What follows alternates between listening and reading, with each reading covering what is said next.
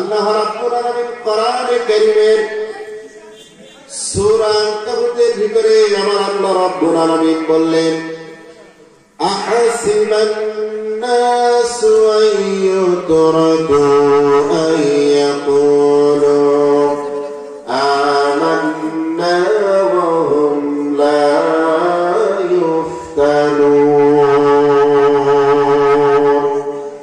আল্লাহ রাব্বুল আলামিন বললেন, ও পৃথিবীর মানুষেরা, তোমরা যদি বলো আমি আল্লাহর প্রতি ঈমান এনেছি, রাসূলের প্রতি ঈমান এনেছি, আখিরাতের উপর ঈমান এনেছি, পরকালের প্রতি ঈমান এনেছি, এই কথা বললে আমি তোমাদেরকে ছেড়ে দেব, এমনি এমনি তোমাদেরকে জান্নাত দিয়ে দিব, এমনি এমনি তোমাদেরকে মুক্তি দিয়ে দিব, তোমাদের নাজাত দিয়ে দিব।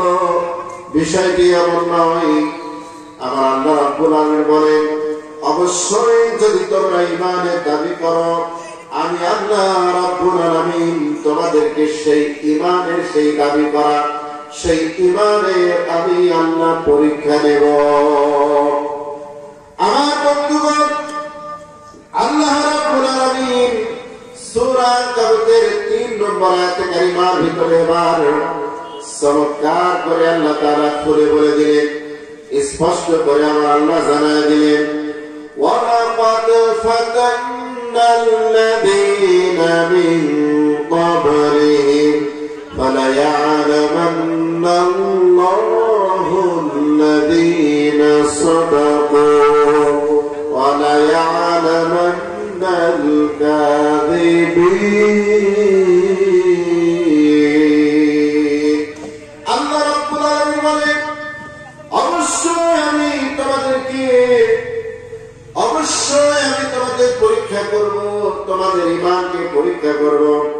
তোমরা যে ঈমানের দাবি করো, আল্লাহর প্রতি তোমরা ঈমান এনেছো, তোমরা রাসূলের প্রতি ঈমান এনেছো, আমার কিতাবের প্রতি, কোরআনের প্রতি ঈমান এনেছো, আমি আল্লাহ পরীক্ষা করব। আর এই পরীক্ষা মিন ক্বাবলিহি, তোমাদের পূর্বে যারা এই পৃথিবীতে এসেছিলেন, আল্লাহর দ্বীনের দাওয়াতের কাজ করেছে, আল্লাহর জমিনে আল্লাহর দ্বীন প্রতিষ্ঠার লড়াইয়ের সংগ্রাম করেছে, আল্লাহ রাব্বুল আলামিন বলেন তাদেরকে আমি পরীক্ষা করেছি, পরীক্ষা করে তাদের ঈমান আমি যাচাই বাছাই করে নিয়েছি।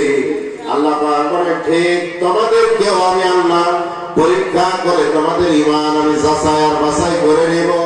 আমি দেখে নেব সাদাকু, কারা ঈমানের দাবিতে সত্যবাদী আর কারা ঈমানের দাবিতে মিথ্যাবাদী।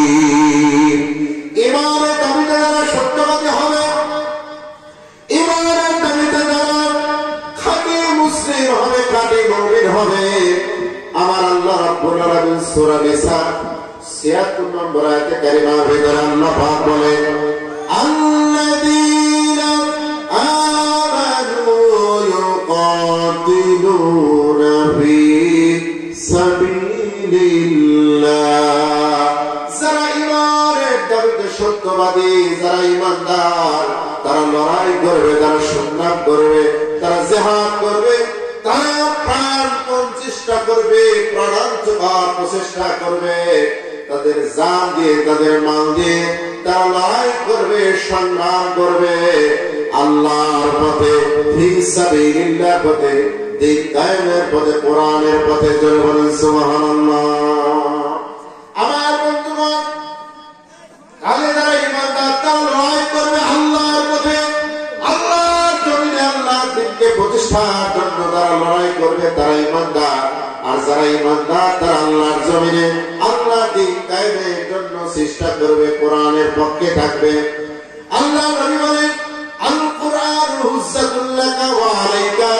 আল্লাহ নবী বলেন, কাল কিয়ামতের ময়দানে কোরআন হয় আমাদের পক্ষে থাকবে, না আমাদের বিপক্ষে থাকবে। এই জমিনে যারা কোরআনের পক্ষে থাকবে, কোরআনের পক্ষে কথা বলবে, কোরআনের পক্ষে তারা স্লোগান দেবে, কোরআন এই জমিনে বাস্তবায়নের জন্য যারা কাজ করবে, কোরআন কিয়ামতের ময়দানে তাদের পক্ষে থাকবে। আর যারা আল্লাহর জমিনে আল্লাহর দ্বীনকে বাস্তবায়নের জন্য যারা বাধা দেবে, বাস্তবায়ন করতে যারা বাধা দেবে, যারা বিরোধিতা করবে, কোরআনের বিপক্ষে যারা কাজ করবে, কোরআন কিয়ামতের দিন তাদের বিপক্ষে কথা বলবে, তাদের বিপক্ষে মামলা দায়ের করবে, তাদেরকে কোরআন জাহান্নামে পাঠাবে, জাহান্নামে গ্রেফতার করবে। আমার বন্ধুগণ, একটা বন্ধুরা আমার, এরপরে আল্লাহ রাব্বুল আলামিন বলেন, والذين كفروا يقاتلون في سبيل الطاغوت। আর যারা নাকি কাফের, যারা ইমানের দাবিতে যারা কাফের, যারা অস্বীকার করে, ইমানকে অস্বীকার করে, আল্লাহকে অস্বীকার করে, রাসূলকে অস্বীকার করে, ইসলামকে অস্বীকার করে, আল্লাহর কোরআনকে যারা অস্বীকার করে, আমার বন্ধুগণ তারা লড়াই করে, সংগ্রাম করে, তারা তাগুতের পক্ষে, কোরআনের বিপক্ষে, ইসলামের বিপক্ষে। আর আল্লাহ রাব্বুল আলামিন জানিয়ে দিলেন, যারা কোরআনের বিপক্ষে থাকে, ইসলামের বিপক্ষে যারা থাকে, এদের অভিভাবক, এদের গডফাদার, এদের সবচেয়ে বড় উস্তাদের নাম হলো শয়তান। শয়তান হলো এদের অভিভাবক। আল্লাহ পাক বলেন, এই শয়তান তাদের অভিভাবক, কিন্তু শয়তানের সকল চক্রান্ত আর ষড়যন্ত্র ইসলামের বিরুদ্ধে যতই করুক না কেন তা অত্যন্ত দুর্বল। আমার বন্ধুগণ, একান্ত বন্ধুরা আমার, এই যে ইমানের পরীক্ষা আল্লাহ রাব্বুল আলামিন নিবেন, আমাদের নিবেন, আমাদের পূর্বপুরুষদের কাছ থেকে আল্লাহ পরীক্ষা নিয়েছেন। আল্লাহ কাউকে ছাড় দেন নাই। যখন মানুষ বলবে আমি ইমানদার, পরীক্ষা দেওয়া দরকার আছে না? আমার বন্ধুগণ, বিশ্বনবী হাতিমে কাবার মধ্যে শুয়ে আছে। আল্লাহ নবী একজন সাহাবী, তার নাম হযরত খাব্বাব ইবনে আরত রাদিয়াল্লাহু তাআলা আনহু, বিশ্বনবীর কাছে গেলেন, যে বললেন, ইয়া রাসূলুল্লাহ, ইয়া হাবিবাল্লাহ, আপনি কি আমাদের জন্য আলা তাদউনা লা তাস্তাগফিরুনা, আপনি কি আমাদের জন্য আল্লাহর কাছে একটু দোয়া করবেন না, আল্লাহর কাছে একটু সাহায্য কামনা করবেন না? আল্লাহর পক্ষ থেকে আমাদের জন্য একটু সাহায্য নাযিল হোক, আল্লাহর কাছে একটু দোয়া করো। আমরা তো মার খেতে খেতে শেষ হয়ে গেলাম, নির্যাতনে ইস্তিমরার আমাদের উপরে চলতেছে, আমাদের উপরে কাফির মুশরিকেরা তারা তরবারি নিয়ে ঝাঁপিয়ে পড়ে, তারা আমাদের যেখানে পায় সেখানে আমাদেরকে রক্তাক্ত করে, আমাদের গায়ে হাত দেয়। ইয়া রাসূলুল্লাহ, ইয়া হাবিবাল্লাহ, আপনি কি আমাদের জন্য একটু আল্লাহর কাছে দোয়া করবেন না? বিশ্বনবী জনাব মুহাম্মদ রাসূলুল্লাহ সাল্লাল্লাহু আলাইহি সাল্লাম চাদর মাথা নিচে দিয়ে ঘুমিয়েছিলেন। আমার বন্ধুগণ, বিশ্বনবী জনাব মুহাম্মদ রাসূলুল্লাহ উঠে বসলেন এবং হযরত খাব্বাব ইবনে আরত রাদিয়াল্লাহু তাআলা আনহু এই কথা শোনার পরে তিনি রাগান্বিত হয়ে গেলেন। আল্লাহ নবীর চেহারা মোবারক লাল হয়ে গেল। আল্লাহ নবী বললেন, ও খাব্বাব, শোনো, আল্লাহর এই জমিনে আল্লাহ দিন কায়েমের জন্য তোমাদের পূর্বে যারা কাজ করেছে তাদেরকে ওই সময়ের রাষ্ট্রশক্তি, জালিম শক্তি, স্বৈরা শাসক শক্তি যারা ছিল, তারা ওই সময়ে তাদেরকে ধরে তাদেরকে কবর পর্যন্ত মাটির মধ্যে গেড়ে ফেলত। এরপরে তারা করাত নিয়ে এসে তাদের মাথার উপরে দিয়ে তাদের শরীরটা বিখণ্ডিত করে ফেলত। আমার বন্ধুগণ, একান্ত আপনাদের আমার বিশ্বনবী বলছেন, খাবার শোনা, এখানে শেষ নয়। কিছু মানুষের জন্য তারা লোহার চিরুনি বানাতো,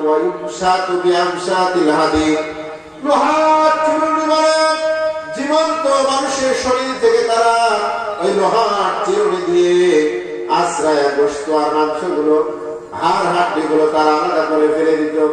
এমন জুলুম নির্যাতন তারা মানুষের উপরে করেছে।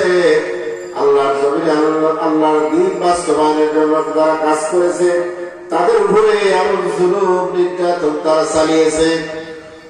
ও খাব্বাব, শোনো, মা ইয়াসুদ্দুহু যালিকা আন দীনিহি, এত নির্যাতন, এত জুলুম করার পরেও আল্লাহর একজন দ্বীনের দায়ীকে তারা আল্লাহর দ্বীন থেকে তারা সরাতে পারে না। সুবহানাল্লাহ। আমার বন্ধুগণ, একাত্তা বন্ধুরা আমার, হযরতে খাব্বাবকে বিশ্বনবী বললেন, ও খাব্বাব শোনো, আজকে তোমাদের রক্ত ঝরছে, আজকে তোমরা আল্লাহর দ্বীনের জন্য নির্যাতনের শিকার হয়েছো, শিকার হচ্ছ, তোমাদের রক্ত ঝরতেছে, তোমরা কষ্ট করতেছ। আল্লাহ রাব্বুল আলামিন এই জীবনের বিনিময়ে, এই রক্ত দেওয়ার বিনিময়ে, এই নির্যাতনের বিনিময়ে, কষ্টের বিনিময়ে আল্লাহ রাব্বুল আলামিন এমন একটি সমাজ তোমাদেরকে উপহার দিবেন। আল্লাহ রাব্বুল আলামিন এমন একটি সোনালী সমাজ তোমাদেরকে উপহার দিবেন, একটি ভূখণ্ড উপহার দিবেন, একটি দেশ উপহার দিবেন। শোনো, আল্লাহি লাইতি মান্নাল্লাহু হাযাল আমরা হাত্তা ইয়াসিরা রাকিবু বিস সামাই ইলা হাযরামাউত। আর সেই সোনালী সমাজে মানুষ ইয়ামেনের রাজধানী সানা থেকে এই হাযরামাউত পর্যন্ত মানুষ দিনেও চলবে, রাতেও চলবে, ব্যবসায়ীরা সম্পদ নিয়ে চলবে, নারীরা তাদের ইজ্জত নিয়ে চলবে, তাদের সম্মান নিয়ে চলবে। লা ইয়াখাফু ইল্লাল্লাহ, একমাত্র আল্লাহর ভয় ছাড়া তাদের অন্তরের মধ্যে কোনো ভয় থাকবে না। সুবহানাল্লাহ।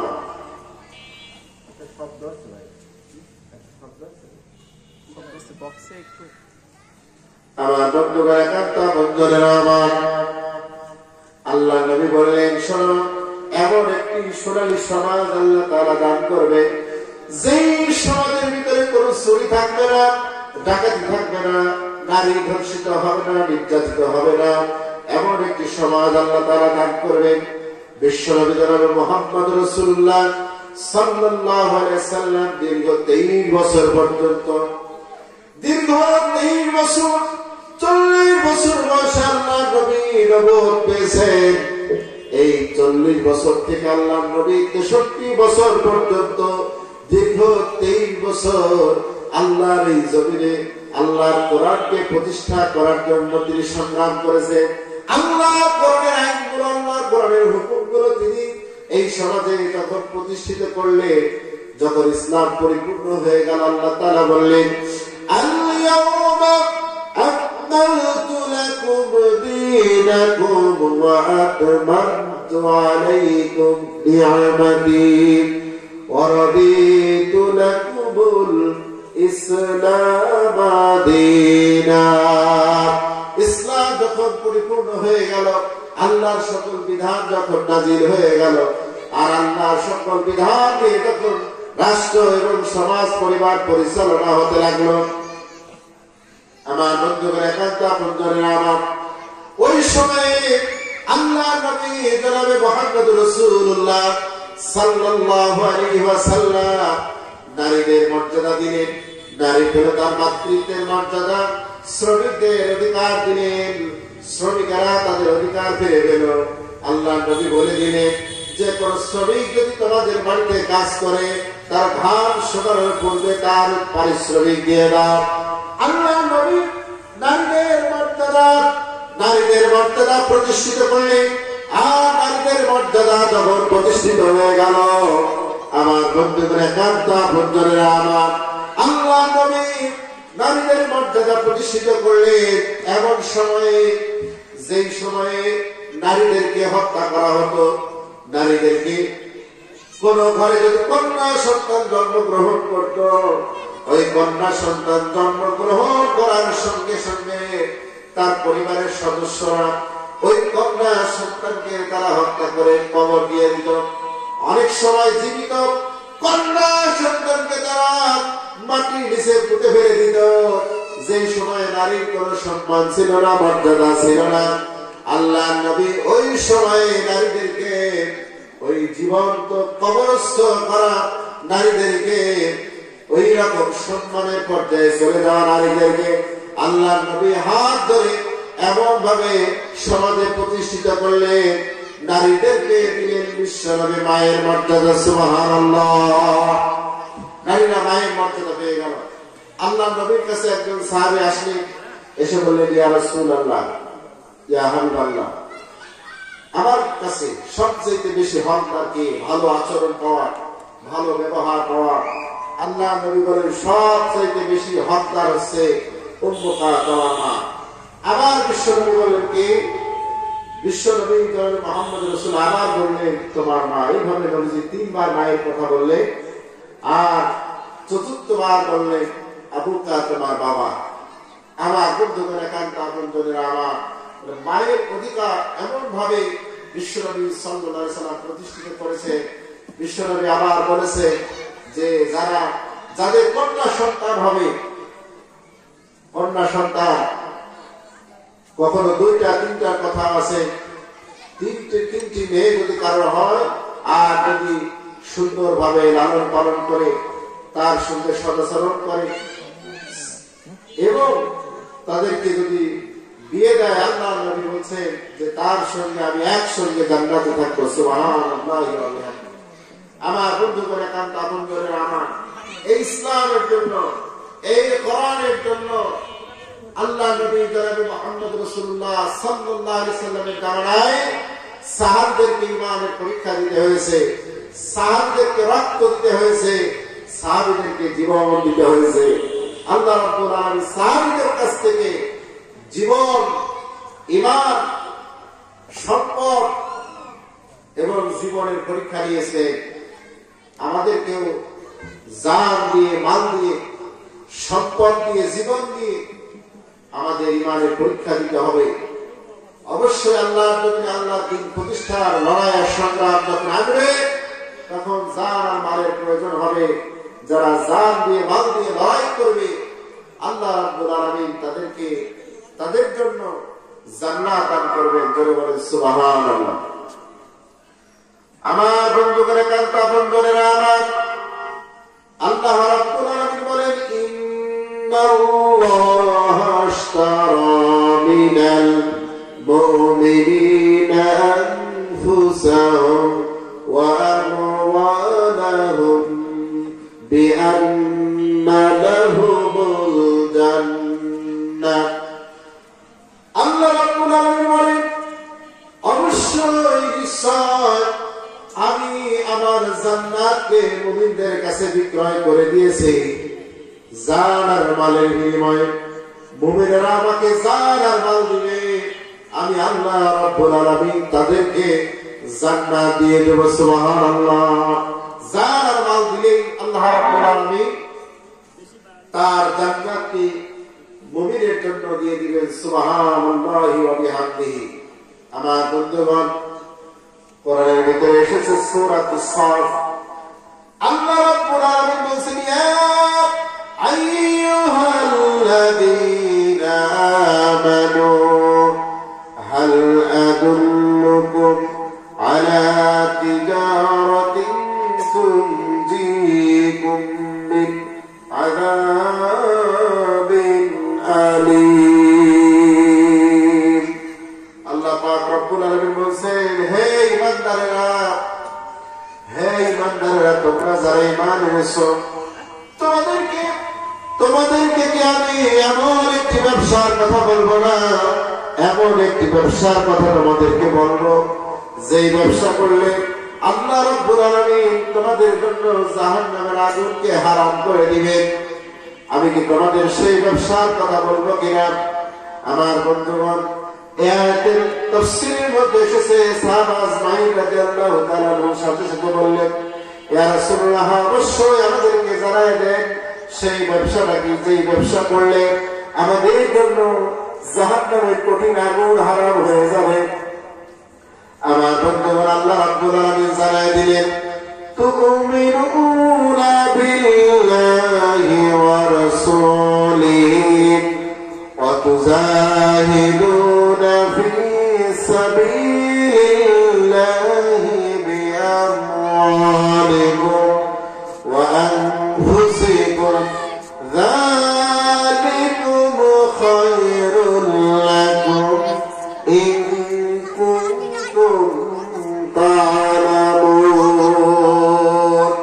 আল্লাহ রাব্বুল আলামিন জানায় দিলেন যে এই ব্যবসা, সেই ব্যবসার ধরন, সেই এই ব্যবসা করার নিয়ম কারণ আল্লাহ রাব্বুল আলামিন করে দিলে যে তোমরা আল্লাহর রাস্তায় জীবন দিবে, আল্লাহর রাস্তায় তোমরা মাল খরচ করবে, এটা তোমাদের জন্য অত্যন্ত কল্যাণকর। জোরে বলেন সুবহানাল্লাহ। একটু জিকির করি লা ইলাহা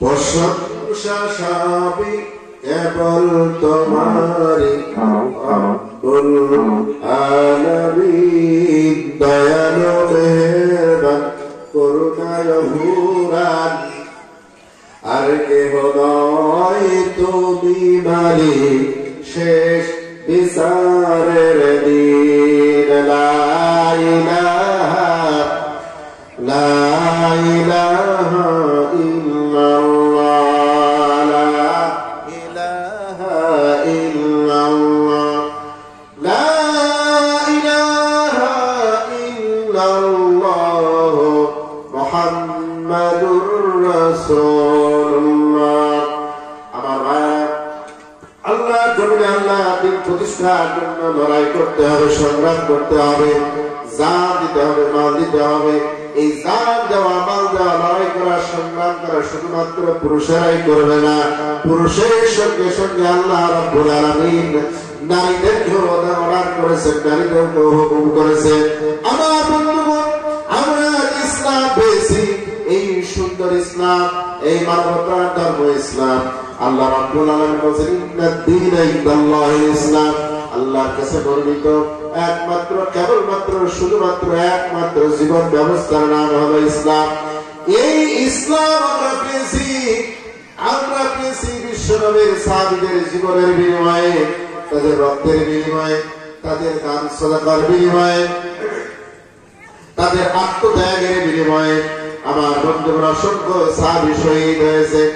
আমার বন্ধুরা একান্ত বন্ধুরা, আমার এই ইসলামের জন্য সর্বপ্রথম তিনি শহীদ হয়েছিলেন, তিনি কোন পুরুষ মানুষ ছিলেন না, তিনি ছিলেন একজন নারী, একজন মহিলা মানুষ। সুবহানাল্লাহ। ইসলামের জন্য সর্বপ্রথম যিনি শহীদ হয়েছেন তিনি একজন মহিলা মানুষ, একজন নারী ছিলেন। আল্লাহ নবী জনাবে মুহাম্মদ রাসূলুল্লাহ সাল্লাল্লাহু আলাইহি ওয়াসাল্লামের উপর ঈমান এনেছিলেন। তার নাম হযরতে সুমাইয়া রাদিয়াল্লাহু আনহা।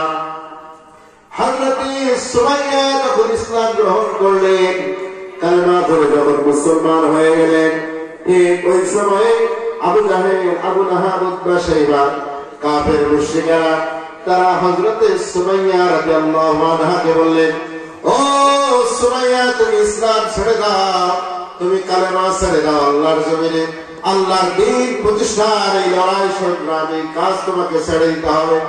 হযরতে সুমাইয়া বললেন, না না, যে কালেমা আমি পড়েছি আর যে নবীর উপর আমি ঈমান এনেছি, যে আল্লাহর একাত্মবাদের ঘোষণা আমি দিয়েছি, আমি এই কালেমা ছাড়ব না, আমি এই ঈমান ছাড়ব না, আমি এই কোরআন ছাড়ব না, আল্লাহর জমিনে আল্লাহর দ্বীন প্রতিষ্ঠার এই কাজ আমি ছাড়ব না।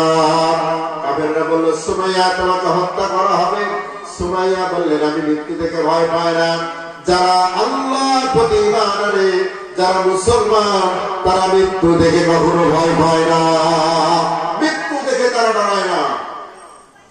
আমার বন্ধুরা, একান্ত বন্ধুরা আমার, হযরতে সুমাইয়া রাদিয়াল্লাহু আনহা যখন তিনি তার দ্বীনের উপর অটল থাকলেন, অবিচল থাকলেন, ওই সময় আবু জাহেল রাগান্বিত হয়ে একটি বল্ল মেরে হযরতে সুমাইয়ার তলদেশে, হযরতে সুমাইয়ার তলপেটের ভিতরে একটা আঘাত করলেন, এমন ভাবে আঘাত করলেন হযরতে সুমাইয়ার শরীরে ফোর হয়ে হযরতে সুমাইয়ার রক্তগুলো ফিনকি দিয়ে জমিনের উপরে পড়ে গেল।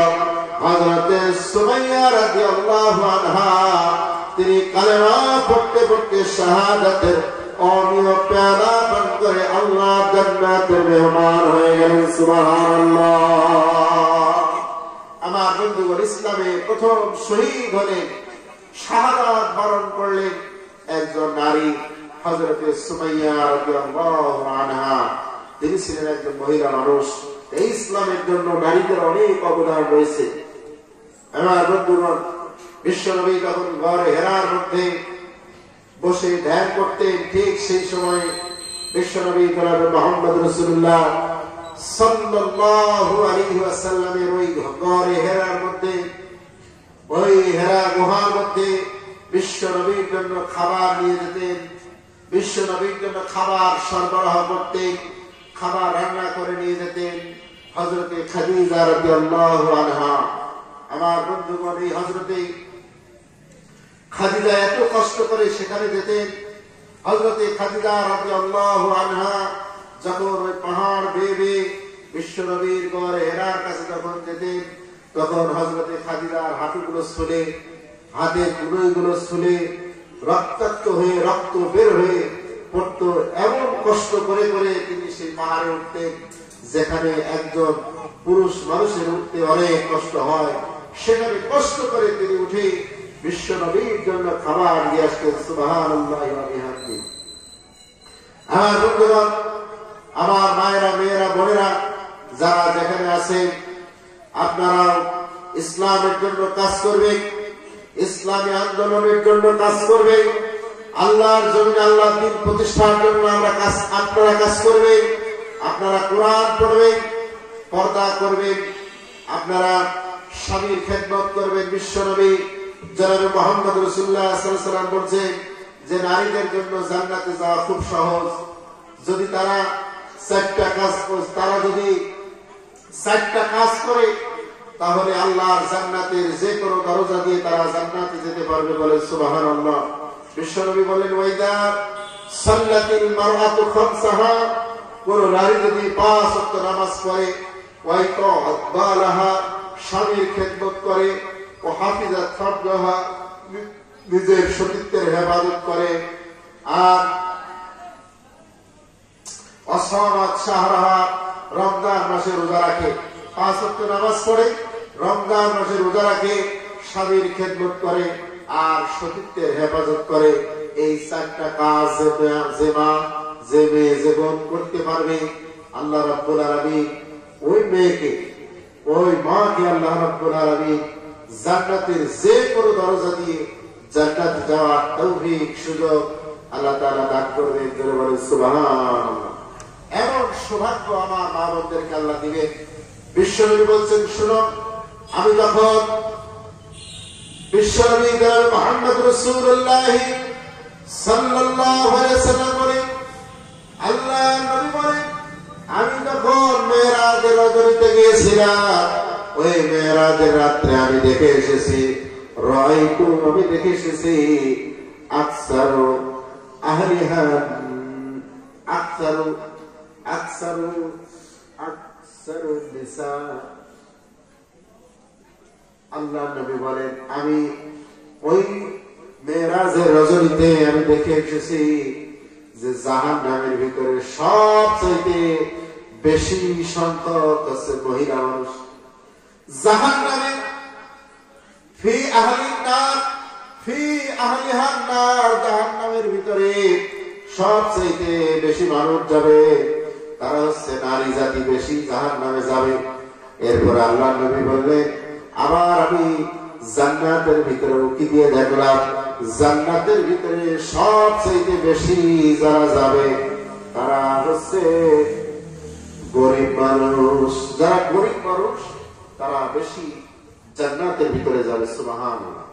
আমার বন্ধুগণ, সাহাবীরা প্রশ্ন করলেন, মহিলা সাহাবীরা প্রশ্ন করলেন, ইয়া রাসূলুল্লাহ, ইয়া হাবিবাল্লাহ, মহিলারা কেন বেশি জাহান্নামে যাবে, কেন বেশি জাহান্নামে যাবে? তখন আল্লাহ নবী মুহাম্মদ রাসূলুল্লাহ সাল্লাল্লাহু আলাইহি ওয়াসাল্লাম জানায় দিলেন, মহিলারা এই জন্য সবচেয়ে বেশি জাহান্নামে যাবে, তার কারণ হলো মহিলারা কুফরি করে।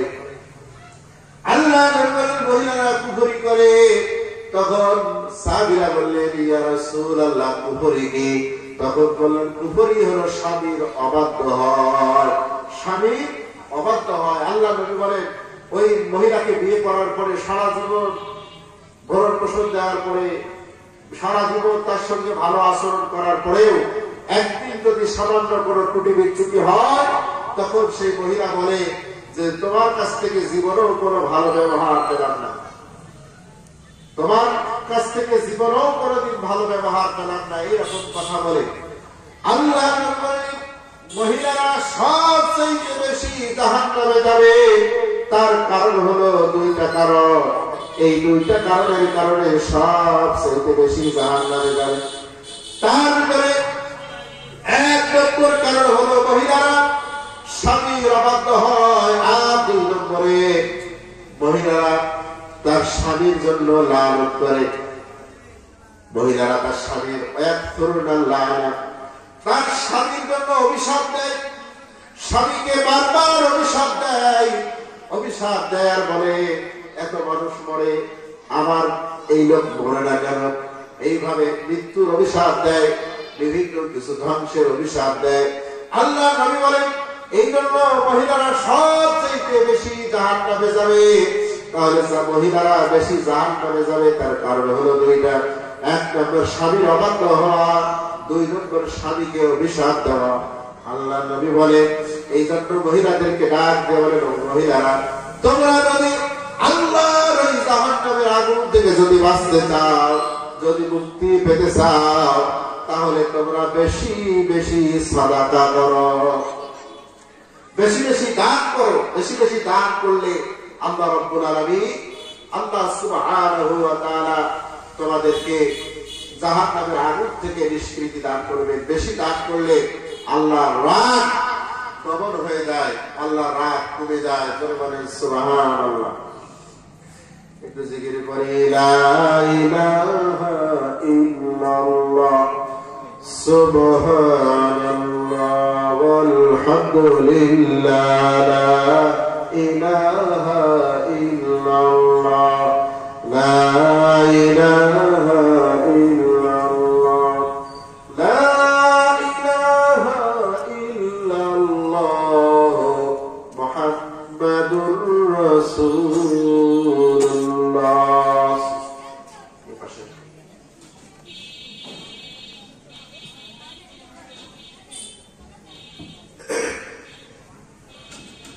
আমার বন্ধুরা, আমার ভাইরা, আমরা আলোচনা শুরু করেছিলাম যে আল্লাহ সুবহানাহু ওয়া তাআলা আমাদের সবার ঈমানের পরীক্ষা নেবেন। কথা বলেন ঠিক কিনা? ঈমানের দাবিতে আমরা সত্যবাদী নাকি মিথ্যাবাদী, এই পরীক্ষা আল্লাহ তাআলা নেবেন। আমার বন্ধুগণ, ইসলাম এত সহজে এমনি এমনি আমাদের কাছে আসে না।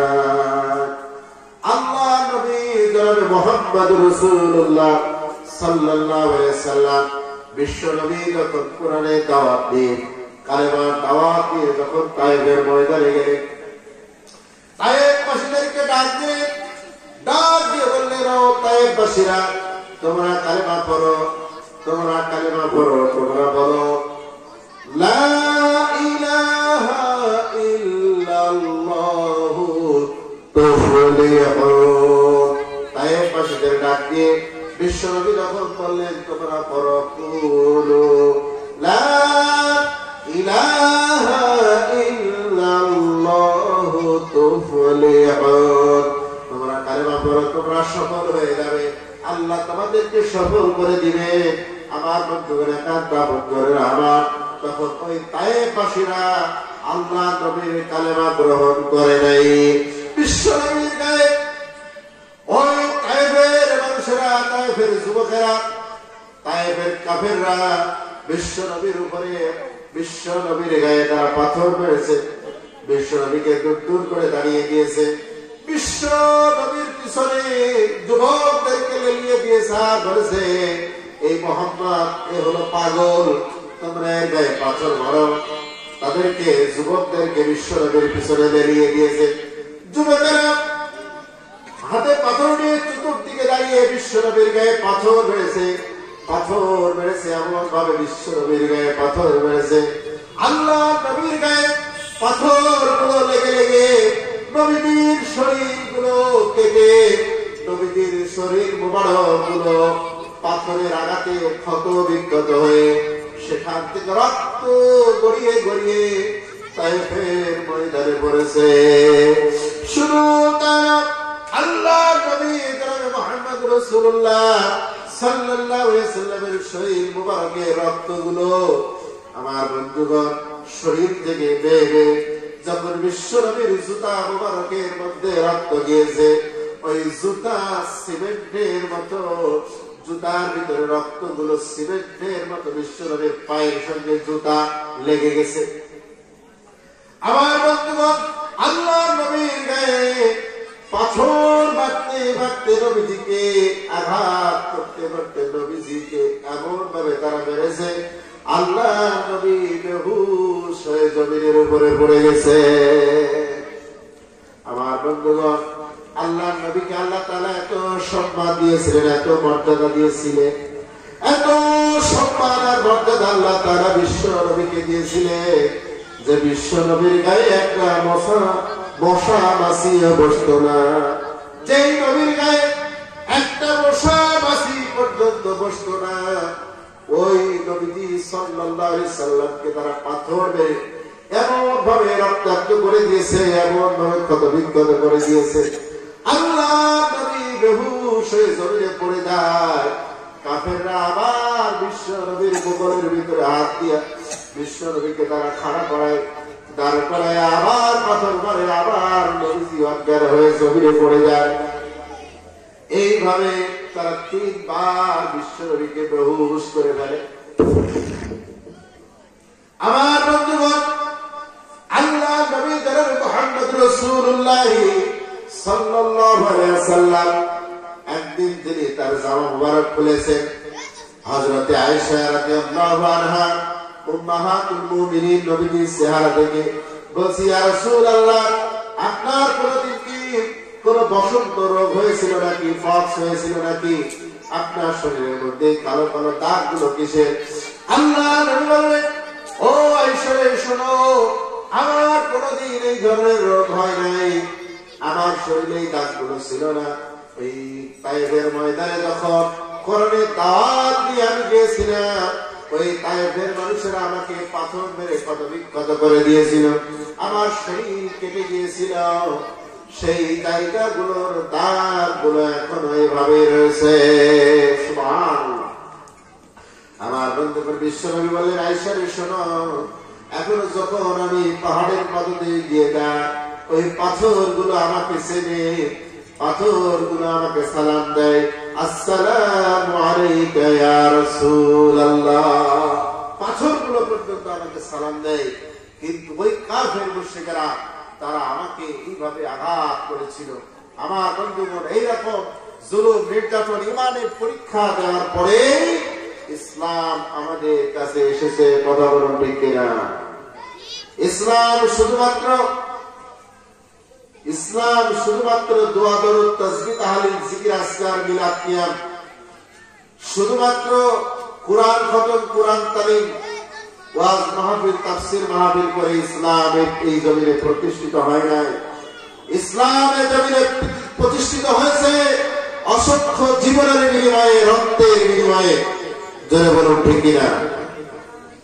সেই জীবন এবং রক্ত দেওয়ার যদি প্রয়োজন হয়, বাংলার জমিনে যদি আল্লাহর জমিনে আল্লাহকে প্রতিষ্ঠার জন্য লড়াইয়ের সংগ্রামে যদি আমাদের জীবন দিতে হয়, যদি আমাদের রক্ত দিতে হয়, জান দিয়ে বল দিয়ে আমরা আল্লাহর জমিনে আল্লাহর প্রতিষ্ঠায় আমরা অংশগ্রহণ করবো ইনশাআল্লাহ।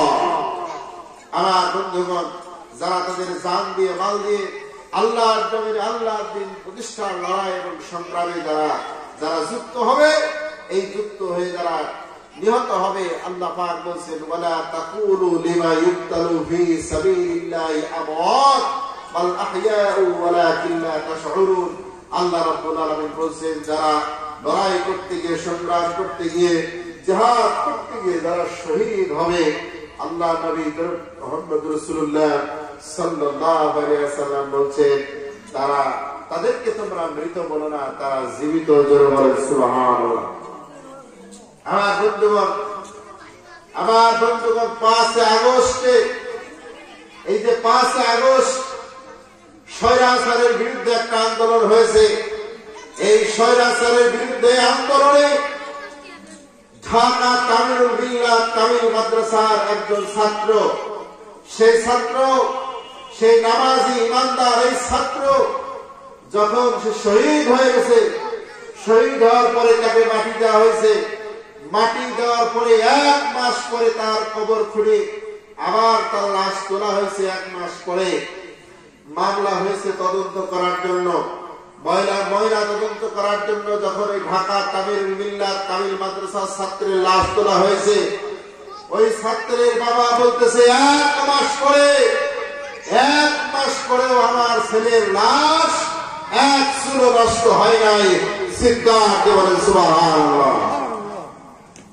1 মাস পরে সেই লাশটা 1 চুলো পচে নাই, নষ্ট হয় নাই। শহীদদের লাশকে আল্লাহ তাআলা হেফাজত করেন। শহীদদের মর্যাদা অনেক বেশি, যারা আল্লাহর জন্য শহীদ যারা হবে, আল্লাহর জন্য আল্লাহর দ্বীন প্রতিষ্ঠার লড়াই সংগ্রাম করতে গিয়ে যাদের হাত চলে যাবে, যাদের পা চলে যাবে, যাদের চোখ চলে যাবে, যাদের অঙ্গহানি হবে, কিয়ামতের ময়দানে তারা ওইভাবে আল্লাহর সামনে দাঁড়াবে। আল্লাহ রাব্বুল আলামিন বলবেন, তোমাদের কি হয়েছে? তখন তারা বলবে, আল্লাহ তোমার জমিনে তোমার দ্বীন প্রতিষ্ঠা করতে গিয়ে আমার হাতটা আমি শহীদ করে দিয়েছি, আমার পা আমি শহীদ করে দিয়েছি, আমার চোখটা আমি শহীদ করে দিয়েছি। তখন আল্লাহ রাব্বুল আলামিন বলবেন, তোমাদের জন্য আজকে কোনো হিসাব আমি গ্রহণ করব না, তোমরা সবাই আমার জান্নাতে চলে যাও। করে বলুন সুবহানাল্লাহ। এই বাগুলা ইউনিয়নে অনেক ছাত্র যারা এই 5 আগস্টের আন্দোলনে শরীক হয়েছিল, অনেক ভাইয়ের শরীরে ভিতরে এখনো গুলি ঢুকে আছে, রাবার বুলেট এখনো তাদের শরীরের ভিতরে আছে। কয়েকদিন আগে একটা ভাই অপারেশন করে আসে, 1 সপ্তাহ হয়নি, এই 1.5 মাস ওইভাবে গুলি নিয়েই ঘুরে বেড়াচ্ছে। আমার বন্ধুগণ, একান্ত আপনজনে আমার আল্লাহর জমিনে আল্লাহর দ্বীন প্রতিষ্ঠার জন্য সাবাজ মাইন জীবন দিতে ভয় নাই। আল্লাহর জমিনে, এই বাংলার জমিনে আল্লাহর কোরআনকে প্রতিষ্ঠা করার জন্য কিছু যুবক মানুষ আল্লাহ রাব্বুল আলামিন অবশ্যই তৈরি করে দিবেন, যারা জীবন দিতে ভয় পাবে না। কথা বলেন ঠিক কিনা? 5 আগস্টে প্রায় 1000 যুবক জীবন দিয়ে এদেশকে স্বৈরাচার মুক্ত করেছে। ইনশাআল্লাহ কোরআনের জন্য, ইসলামের জন্য, আল্লাহর জন্য, আল্লাহ রাসূলের জন্য, আল্লাহর জমিনে আল্লাহর দ্বীন প্রতিষ্ঠার জন্য আবারও যদি ডাক আসে জিহাদে, সেই জিহাদি যুবকরা আবার জীবন দেবে, আবার রক্ত দিবে। কথা বলেন ঠিক কিনা? আমার বন্ধুগণ, একান্ত আপনজনেরা আমার, তাহলে ঈমানের দাবিতে কারা সত্যবাদী আর ঈমানের দাবিতে কারা মিথ্যাবাদী, আল্লাহ রাব্বুল আলামিন যাচাই বাছাই করে নেবেন। এরপরে আল্লাহ পাক জান্নাত দিবেন। জান্নাত কার মামুর বাড়ির বারান্দা না যে গেলা আমার বসে পড়লাম। কথা বলেন ঠিক কিনা? এই জন্য আমরা আমাদের ঈমানের পরীক্ষায় যখন আসবে, আমরা সেই ঈমানের পরীক্ষা দেব। আমরা 5 ওয়াক্ত নামাজ পড়ব, আমরা রমজান মাসে রোজা করব, এবং এই কোরআনের দাওয়াত, নামাজের দাওয়াত, ইসলামের দাওয়াত আমরা মানুষের কাছে পৌঁছে দেব। এবং আল্লাহর জমিনে আল্লাহর দ্বীন যেন বিজয় হয়, এই জন্য আমাদের যত উলামায়ে কেরাম আছেন, যত তরিকা, যত দলের, যত মতের, যত মতবাদের আলেম ওলামা আছেন, সমস্ত আলেম ওলামারা একটা প্ল্যাটফর্মে আসতে হবে। ঠিক কিনা? ঐক্য করতে হবে যে আমরা যে যাই করি না কেন, দিন শেষে আমাদের সবার মঞ্জিলে মাকসুদ হচ্ছে একটাই, সেটা হচ্ছে আল্লাহর জমিনে আল্লাহর কোরআন প্রতিষ্ঠিত হোক। ঠিক কিনা? এই জায়গাটা আমরা ঠিক রাখে আমাদের যার যার যে দল আছে সেই দল আমরা